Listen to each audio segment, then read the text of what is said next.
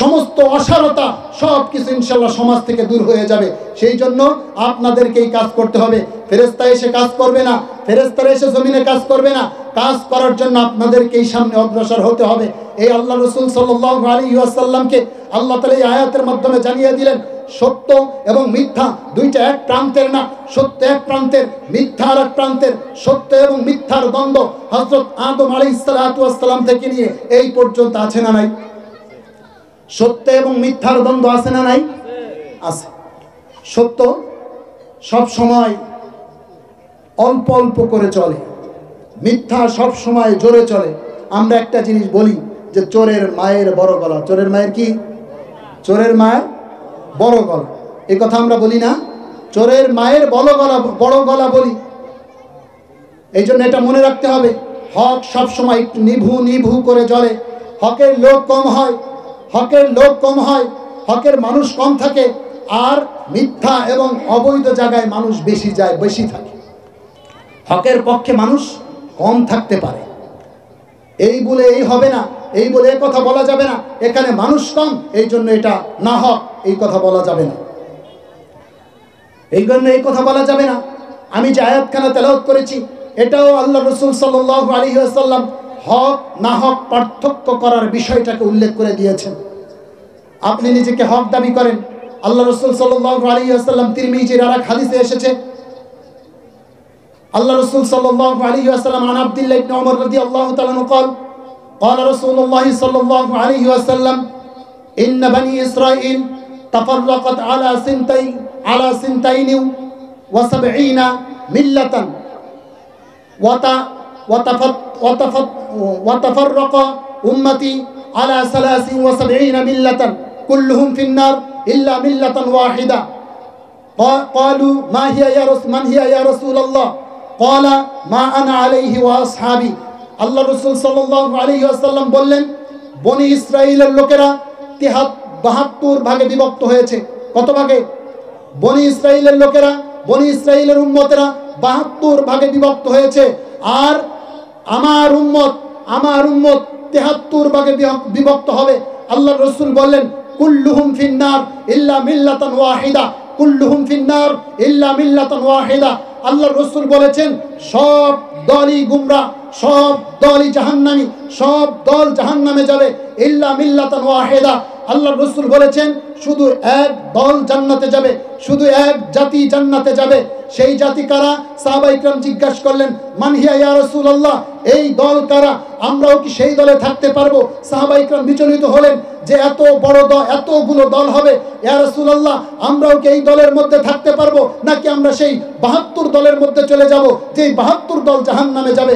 আল্লাহ রাসূল বললেন যে আমার এই 72 দল যে জাহান্নামে যাবে আর এক দল জান্নাতে যাবে, সেই একটা দল হলো মা আনা আলাইহি ওয়া আসহাবি, আমি এবং আমার সাহাবায়ে কিরামের পথ এবং পদাঙ্ক, আমি এবং আমার সাহাবায়ে কিরামের সুন্নাত, যেই ব্যক্তি যেই জাতি যারা অনুসরণ করবে ওই ব্যক্তিরা হলো, ওই জাতি হলো, ওই দল হলো জান্নাতি। সুবহানাল্লাহ বলেন।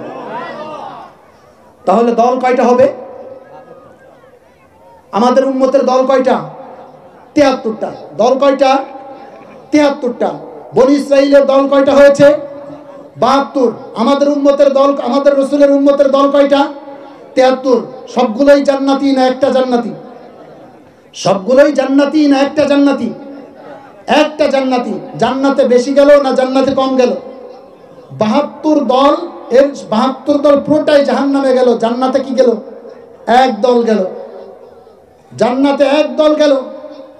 এবং এই 72 দল আপনি কোথায় পাবেন?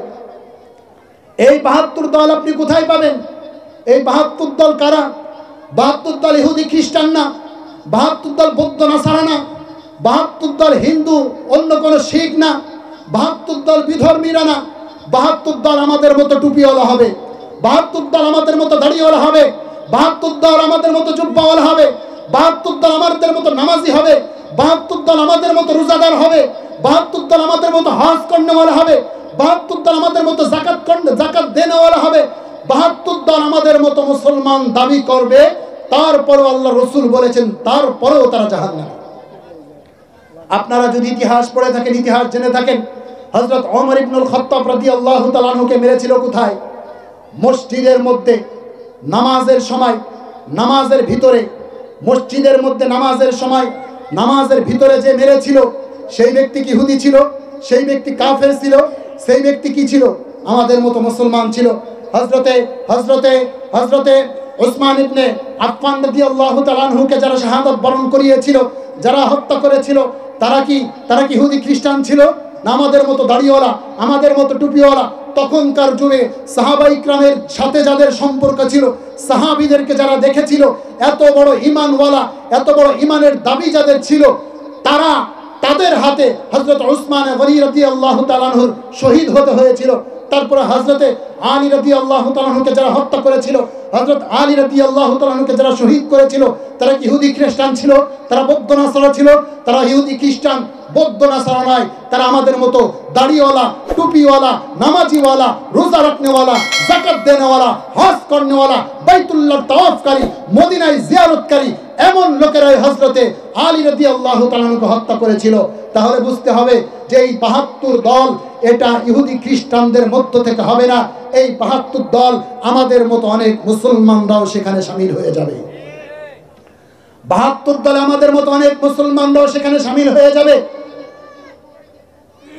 এবার আল্লাহ রাসূল সাল্লাল্লাহু আলাইহি ওয়াসাল্লামের এক হাদিসের মধ্যে আসছে, আল্লাহ রাসূল সাল্লাল্লাহু আলাইহি ওয়াসাল্লাম এরকম একটা দাগ সোজা করে টানলেন এবং পাশ দিয়ে কতগুলো দাগ আল্লাহ রাসূল সাল্লাল্লাহু আলাইহি ওয়াসাল্লাম দিলেন। আল্লাহ রাসূল সাল্লাল্লাহু আলাইহি ওয়াসাল্লাম সাহাবীদেরকে বললেন যে দেখো এই যে কতগুলো দাগ আমি দিলাম, তোমরা কি জানো এই দাগ আমি কিসের জন্য দিয়েছি?